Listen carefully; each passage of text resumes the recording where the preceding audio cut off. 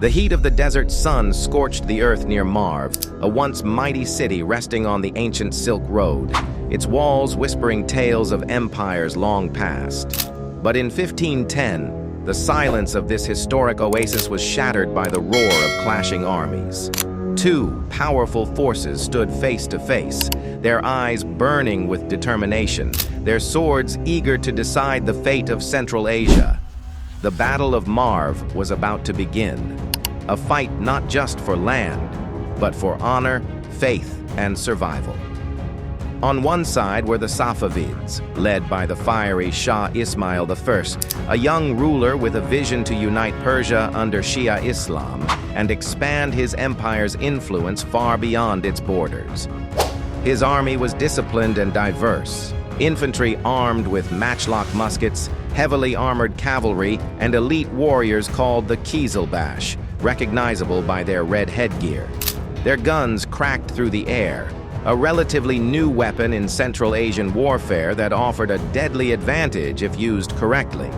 Opposing them were the Uzbeks under Muhammad Shaybani, descendants of fierce nomadic horsemen from the steppes.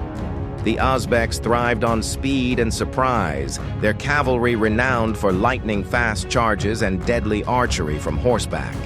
To them, Marv was not just a prize, it was a symbol of their power and control over Central Asia's trade routes and fertile lands. They knew that if the Safavids took Marv, their dominance in the region would be at risk. As the dawn broke, tension mounted like an electric current between the two armies. The vast desert plain was their arena, where years of political rivalry and religious conflict would erupt into violence.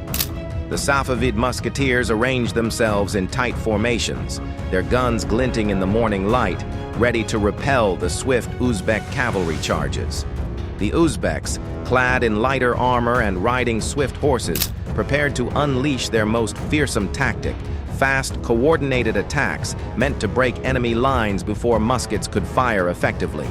The first clash was brutal. Uzbek horsemen galloped with terrifying speed, arrows whistling through the air, but the Safavid troops held firm, their muskets and artillery creating deadly barriers. For every Uzbek horse that fell, two more surged forward.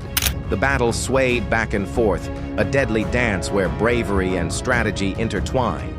The sound of gunfire mixed with the pounding hooves of horses and the clang of steel, a symphony of war that would decide the fate of empires.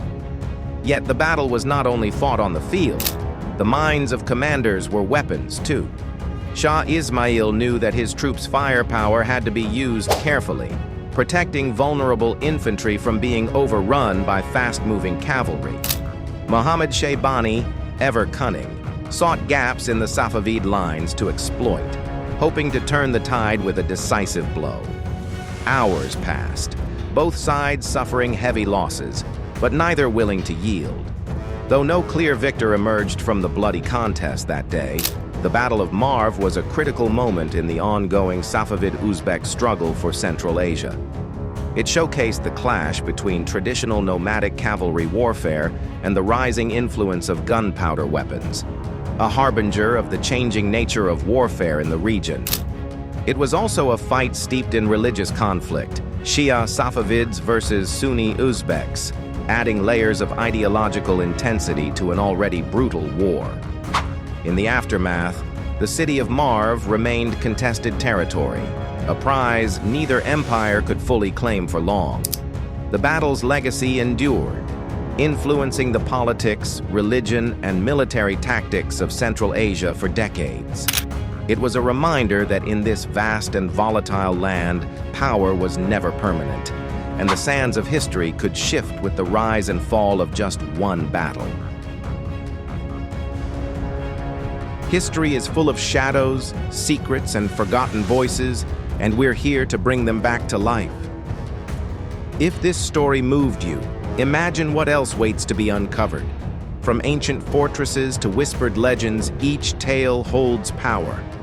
So if you crave more journeys into the mysterious and the true, don't forget to like this video, leave your thoughts in the comments, and most importantly, subscribe, because some stories deserve to be told again.